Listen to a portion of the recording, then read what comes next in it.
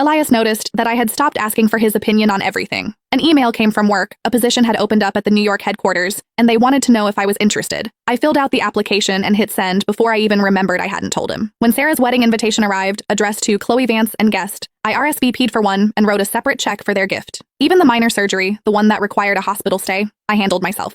I found a specialist, dealt with the insurance pre-approval, and scheduled the procedure all on my own. Elias was a surgeon. When he found out, he frowned. "You're sick? Why didn't you tell me?" The words slipped out before I could stop them. "I handled it. Don't worry." As soon as I said it, we both froze. Just 2 weeks ago, I was the clingy girlfriend who would text him photos of dresses and salads, agonizing over what to wear on a date or what dressing would make me fat. "This one or this one? Is this vinaigrette going to kill my diet?" He used to answer. Then his replies became a curt, "Either one is fine," and eventually, he just left me on red. I thought he was just busy, until I realized he wasn't like that with everyone. For instance, with Lily, the daughter of his late mentor who he'd been asked to look after. "The surgery is tomorrow?" The attending physician handed me the clipboard, his tone routine.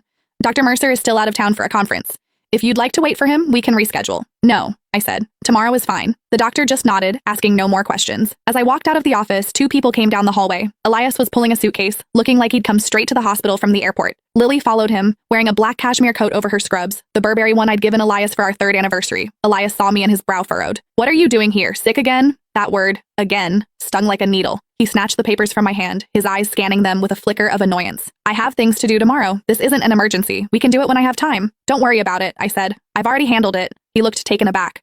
This was coming from the girl who used to video call him in tears over a paper cut, the one who sent him a dozen selfies just to pick a date night outfit. Now here I was, calmly scheduling my own surgery. If he hadn't run into me, he probably wouldn't have known until after it was over. I took the chart back, accidentally knocking a small box from his hand. It clattered to the floor, spilling its contents. "Birth control pills. It's not what you think," Elias said, bending to pick them up. His voice was as flat as if he were discussing the weather. "They're for Lily's cramps. Doctor's orders." Lily clutched the coat tighter, her voice a fragile whisper.